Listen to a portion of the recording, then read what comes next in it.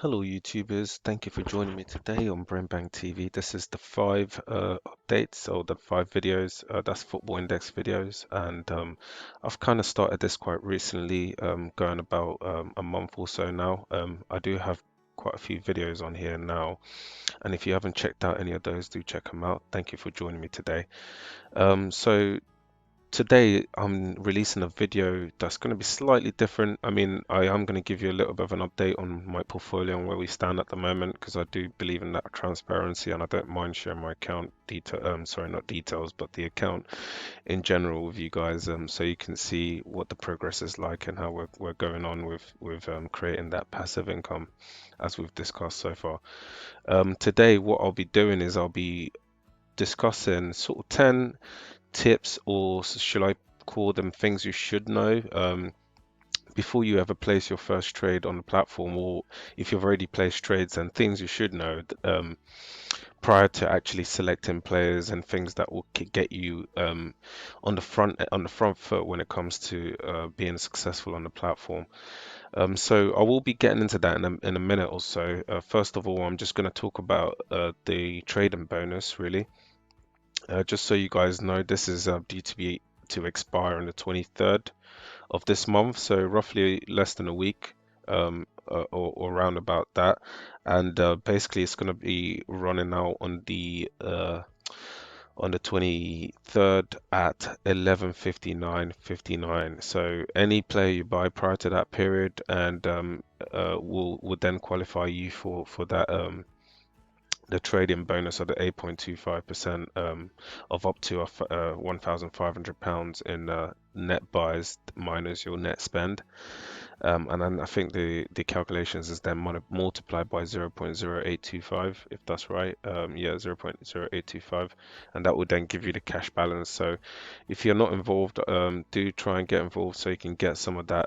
If you think of it as some sort of gains, with regards to buying a player, then it's sort of nice free money that you any account could potentially do with. So do check that out and make sure you get involved before this all runs out.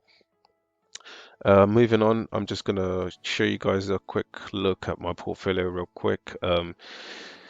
Uh, what do we have here? So the portfolio is roughly around 823 currently. I think we spent 813, so about 950 53 up. We're about £10 down in total in the last 10 days, from the highs, really, because this was roughly about almost £20 at some point in the last few days.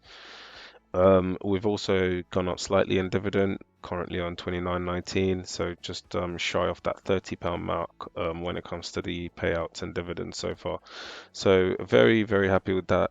As you can see, some of these, if I can actually see, oh, it doesn't show me on here on the actual tablet. You could see how much each of these players have paid you out. I don't really want to go into that, but Igalo and Cristiano Ronaldo stand at the top for my payers list right there. But yeah, moving on, I'm just going to talk about, like I said, some of the things that I think are very important for people to know prior to actually selling or buying players on the Football Index platform. And to start this off, it's nothing crazy like this. A lot of these things I'm about to talk about now, you probably already know. Some you may not already come into the forefront of how you think with regards to the index. But do give us some thought if you have any opinions regarding this. It's not any specific order. It's just 10 things that I think about personally that I think are very crucial for you to understand prior to trading on the platform. So let's go. So to kick it off, we're going to go with number one. And again, it's not in any particular order. Number one is to have a rough idea of exactly how you want to attack on the index, and I'll elaborate slightly on that. You want to have, like recently, I've been buying players based on a particular theme on the index. I've been going for the dividend earners because of the period we're in without football. So prior to me going straight into the platform, I already have a rough idea of how I want to attack. I want to try and redraw or gain some of those profits from the market. The reason why I say that is because you could literally, I don't know the right term for it, but I'm sure it's like being in a candy shop, really. So if you logged onto the platform and you don't have a rough idea of what you want to get and all that, you could see the day's highest rises as something very intriguing. I don't want to miss out, like the fear of missing out. Sorry, that's it, the FOMO, fear of missing out. So you don't want to get onto the platform without having a rough idea of what you want to spend your money on because of that fear of missing out.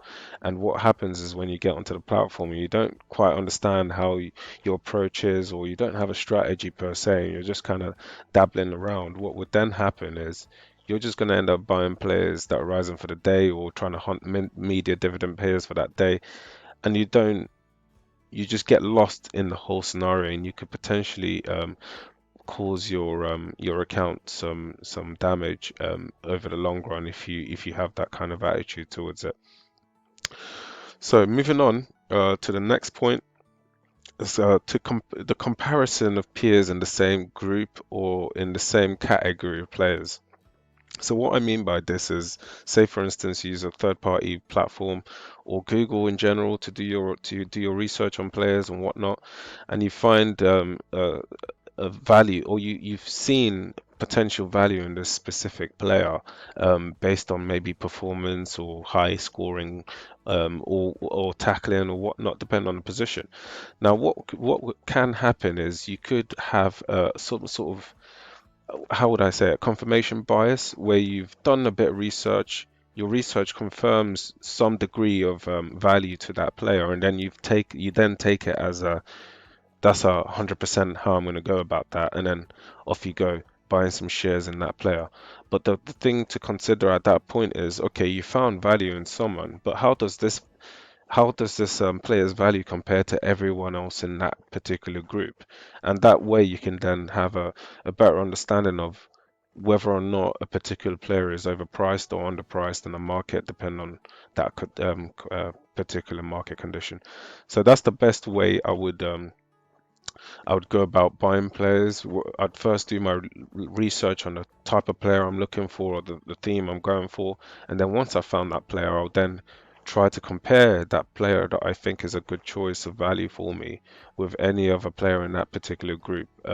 Say, for instance, I wanted to buy a um, a a Madison, for instance, or I'll give you a very, I'll keep it simple. Okay, if I wanted to say I'm an Arsenal fan and I wanted to keep Ozil in my portfolio for some reason, and I had them already bought, or I wanted to buy Ozil, then what I would do is I'd compare his stats. I'll say, okay, he's not scored that many goals this season. He's barely assisted. He's played a lot of games and all that. And if I still find some sort of value, or if I don't find enough value, and I just wanted something else to confirm for me, the best way to do that would be to compare him with, say, the likes of Madison and any other people in that group. So I might do a comparison of all the top class or the top 10 Premier League teams, pardon me, the top 10 Premier League teams, and then compare all of the midfielders in that particular team. In each of those particular teams against Ozil and his stats, and then that will give me a better value of how much Ozil's worth compared to everyone else in his peer, and then in that in turn would give me um, better confirmation with regards to the price I should be buying that player at. Now moving on, the third thing I want to talk about is for people to realize that there is a lot of people already know this if you're already on the platform, but newer traders might not realize there's a 2% service charge or commission when you sell off a player. So do be aware of that. That is a huge factor, because if you're buying a player and you don't expect them to or you expect them to move 3% or 4% in the next few days or whatnot on that duration of how long you're going to hold that trade for, then obviously if you haven't accounted for the 2%, you're going to be thinking you're making 4 or 5%, but you're realistically making 2% because you're paying a 2% commission charge. So that's something else that I definitely think people should be aware of. Just to to elaborate on that as well, with regards to where we find ourselves at the moment, you might have realized about the spreads on each of these futures on the players, and they've been expanded a lot with regards to trying to limit the amount of selling going on the platform, because obviously you don't want to have too many people on the sell side with the lack of football and stuff like that. The market could easily slip into a slippery slope of a downtrend, and which wouldn't be great. So um, with regards to that, it's good to understand those spreads and the differences in spreads, and notice how far they move away from each other when with regards to buying and selling players in general, because that will give you a better idea of when you can offload your players. Moving on, the fourth thing I want to talk about today is so you wanna understand if there's any promotions or any kind of news out there regarding offers going on from the index or released by the football index team. Now, the reason why I say this is because it can dramatically have an impact on the way you trade or what the decisions you make when it comes to buying players, as we've seen quite recently. Um, with regards to that, right? So if you think of currently, I think I've just got one here. Okay, right, we've got the five media dividend placeholders currently. So meaning every single day we have five people winning the media dividends, and this is regardless of the lack of football at the moment. Now, this has been changed recently. As of the 4th of April this month, we were on. Sorry, up until the 4th of April this month, we were on the double dividend scheme for a free place media dividend, um, and that ran for a good 3 or so weeks as well. And you want to know all these promotions because they should affect the way you make your decisions, right? I'll give you an example, right? I started buying players based on dividend earners in this current market conditions where without football and the extension of that five media dividend placeholders, um, and it just gave me an opportunity to kind of get involved with earning dividends without football, and also having potentially maybe one or two more players earn those dividends on those days as well. So it's kind of a good idea for you to understand of any other promotions that are going on the platform, because it can dramatically change the way players are valued on the platform in the medium to short term, really, depending on how long or how sorry, the duration of that promotion. So that's something to bear in mind, guys. Make sure you are aware of those promotions going on the platform, because they will definitely dramatically influence the price of any given player on that platform.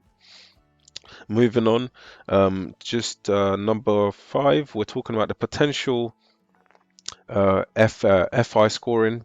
So what I mean by that is the potential for players to earn performance and media-based dividends in a normal market conditions with football back to schedule is what I'm talking about currently. We don't have any performance-based in-play dividends going forward currently, but during times of football, if you do, if the you want to kind of understand how well these players score on those on those performance-based score charts, because that would give you a better idea if they're worth holding on to and if they're worth the actual amount being put forward on the index for them. So it kind of gives you a better a better way to judge it. It can't really, I wouldn't say trying to trying to research FI based scores personally wouldn't can't help you predict the movement of the price or how well a player is going to do in relation to the future, but it can kind of give you a rough idea of how you want to of how well to judge that player based on those scores they've had in the past, basically, and that's how you'd look at it. Moving on from that, the sixth thing I want to talk about today is the duration of trade. For those of you who've been on the platform for a while, you probably already know this. For those of you who haven't, and I haven't long known about this personally from reading through the handbooks and the rule books for the index. But basically, every time you purchase a player's futures, what the duration of that trade is a 3 year holding period, so you can only hold a future of a player for a period for a period of 3 years. Meaning, as soon as you purchase that player, 3 years from that date, that particular share has to be sold, right? Now, you might have several questions regarding this, but basically every time you buy a player, right? The way I'd look at it is like a ladder. So the oldest will fall back to the bottom, and then you buy a new share, and a new one goes on top of that, and then the one goes on top of that. And when you're vice versa, if you're selling a share, what would happen is the oldest share you own of that player would then be the first to be sold, and then it will stagger down like that. So basically, do be aware of that. And I don't know how, I've not been on a platform long enough personally, but I'd presume there'll be a period where in a year where I suppose it's kind of spread out all through the year, but I should presume that there'll be a period where there is a lot of selling going on based on those expiry dates. So we don't know quite. I don't know too much into that personally. I might have to do a little bit more research or dig around to find out some more information regarding that. You could call it an ex-dividend date. um, well, the right term for it with regards to the exception of the dividend. Sorry. Now moving on from that.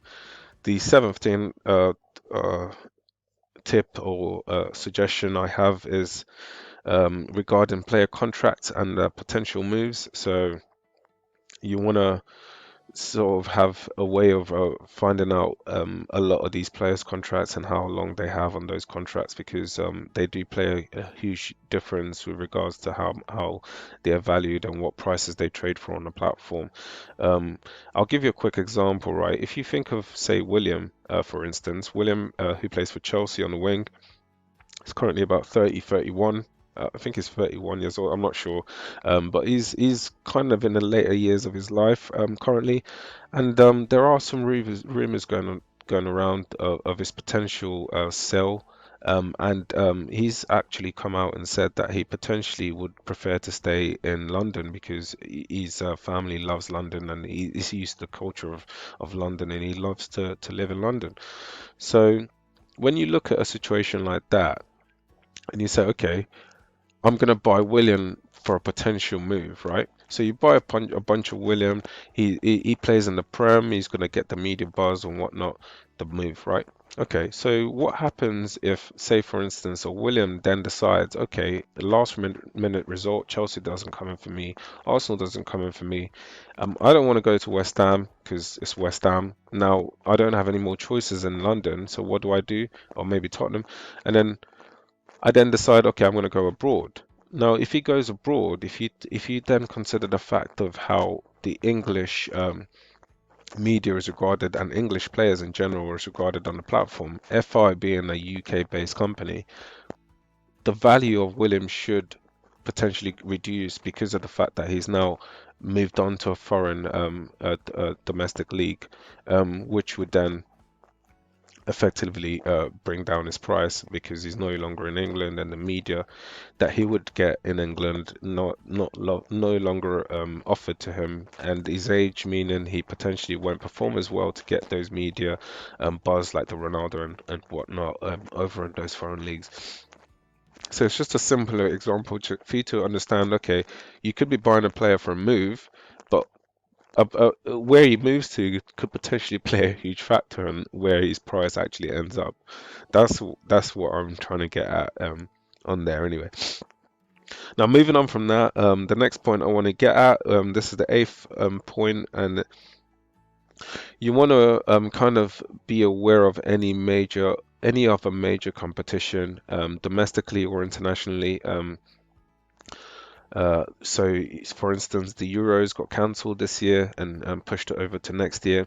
How is that going to play a part in these players' performance-based dividends and media-based dividends? Obviously, the further you then um, play in that competition, say England got to the Euro quarterfinals or finals, then potentially some of those players would have a higher rank in performance bars and media payouts over that extended period. So that would obviously have an impact on where that player's price is actually going to end up, based on the fact that they're more involved than a lot of these other players in particular competitions, and have the potential to then further to potentially win the competition as a whole, and that would then increase their price, the capital gains.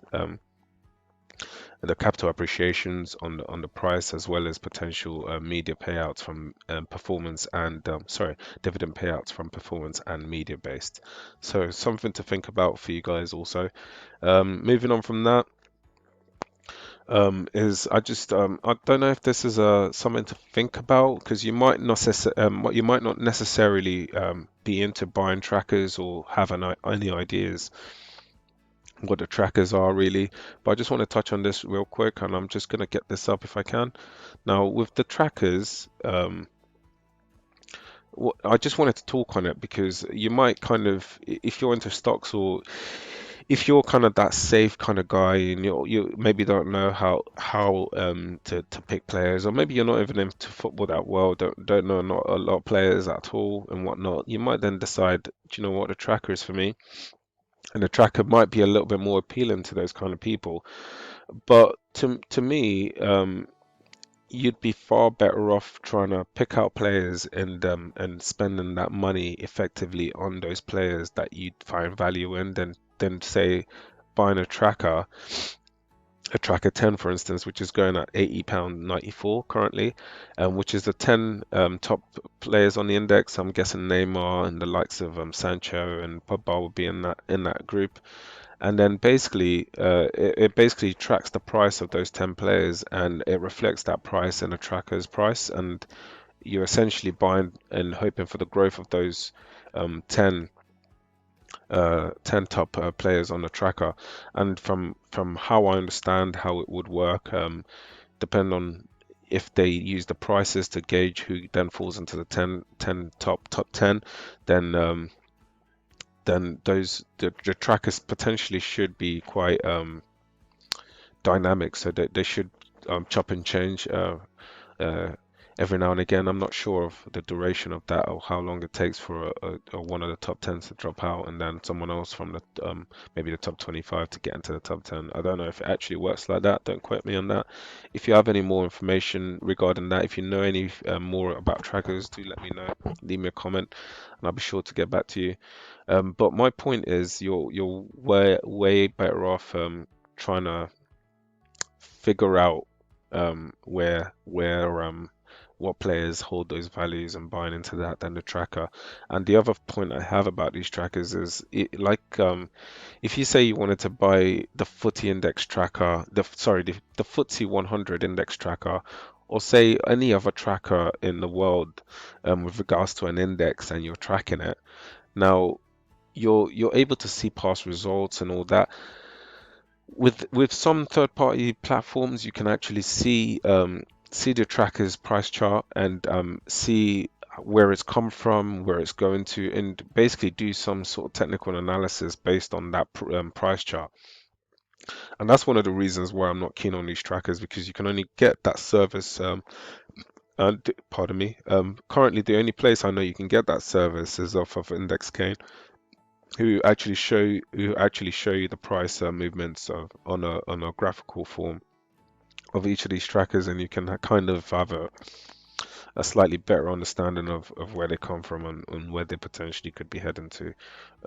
But for me, not quite worth buying into the trackers just yet. If there is some improvements to the way they're managed, and if you could potentially do some analysis into them, then I might consider it. But currently, you're better off just picking a couple players out of those tracker lists, and seeing if you can go for that instead. It'll be a lot cheaper for your bulk as well.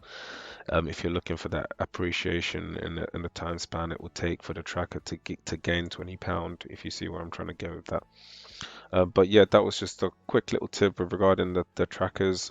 If you have any information regarding that, or if you've ever traded a tracker, and you have some experience trading the tracker, do leave your comment for me, and I'll be sure to get back to you. Moving on from that, the last point I have here, so this is point number 10, is regarding stop losses. A lot of people probably don't have a clue what a stop loss is. If you've never traded before on the financial market or on the stock market, you probably don't have a clue what a stop loss is. But essentially, in a very simple terms, it's basically having a get out point, right? So realistically, I mean, on the football index platform, you can't set automatic stop losses, or set alarms or anything like that just yet. So we don't know how far the platform is going to evolve into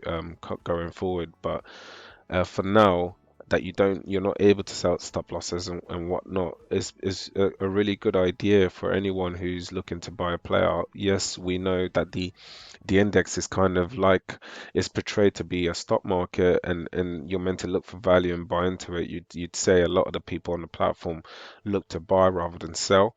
But at the same time, that doesn't then negate the fact that you could potentially lose a ton of money uh, uh, if you bought into a player at the wrong time. I'll put it that way. So to cover yourself from buying into a player at the wrong time, I would recommend having a mental stop loss, some sort of level where you think, okay, I bought Ronaldo at say, okay, I'll give you an example. Christian and Cuckoo here, right here. He's a friend, so RB Leipzig. Okay, £3 up for the day. I'm looking at, I don't want to get a FOMO, fear of missing out, and I think, okay, he's at £2. Sorry, he's at £3.34. Sorry, he's at £3.34. I'm going to buy into him right now and hoping for a big move up. Now you buy into him, and then you go about your business. And a week later, you come back only to find that Christian and Cuckoo is now worth £1.20 because he dropped one of his toe on the way to school, or something like that. I'm just random saying there, but you kind of get the point. You don't want to be in that situation where you come to your platform and you've lost a ton of money because of one reason or the other. So it's good to have some sort of mental stop loss. For those of you who use Slack or don't know about Slack, then I do recommend Slack. That for me is a pretty decent platform. You can set up a lot of alerts on there, and the Buzzbot program would then shoot you out notifications on the Slack platform, giving you information on your biggest portfolio rises for the day, biggest losers for the day, those kind of things. You could set alerts for 5%. I don't know. I've actually not looked into it to see if you can set particular price ranges or percentage move. I think you can, but I've yet to do that part. But it's a good idea to have those alerts all set up for you, so that you can wake up in the morning, look at your Buzzbot, and your Buzzbot would have told you if it's time to get out of a particular player, depending on where your imaginary stop loss is. So it's just something for you guys to kind of think over and see if it's something that could help better the way you make your decisions on the platform, and see how you can and get some profits really. But yeah, that's about it with regards to the points I have for you. I might not have covered everything necessary, but if you have any suggestions, or you feel like I've missed out on any vital points that's very crucial to the survivability of your portfolio, then feel free to give me a shout on YouTube, leave me a comment down below, and let me know your thoughts with regards to this video today. But yeah, I'll be back with some more shows at some point. I'm looking to kind of get some more funds into the platform by the end of the month. I was trying to get it done prior to the promotional end on the 23rd, but it's not looking likely that that's going to happen. So It might be the end of the month, but in any case, I'll be giving you guys some video updates with regards to how the portfolio is doing, where we're at, and where we potentially could be heading to. Um, but with regards to that, we'll just have to look out for some more updates with regards to how long these promotions are going to go on for. I think there's an update coming out from Football Index on the 24th, or they're going to start reviewing it on the 24th. And I mean the promotion of the five media placeholders currently, and if the media placeholder promotion is still going to continue running, because obviously football's still not on. So as it stands, we're extended for another 3 weeks in the UK here, with regards to COVID-19. So the lockdown still continues. So I would expect that to be reflected in the announcement made by Football Index next week. So that should potentially line us up for some potential dividend payouts for the coming month or month and a bit, and however long this is going to continue for before football restarts. But yeah, I'm going to leave you guys with that today. I do thank you for joining me and giving me the time of day to view my video. I appreciate all your support, all the comments that's come through so far. And I give a shout out to anyone who's just subscribed to the channel. Thank you for showing your support, and look out for some more videos from me. Bye for now. Have a good evening. Have a great one. Bye, guys.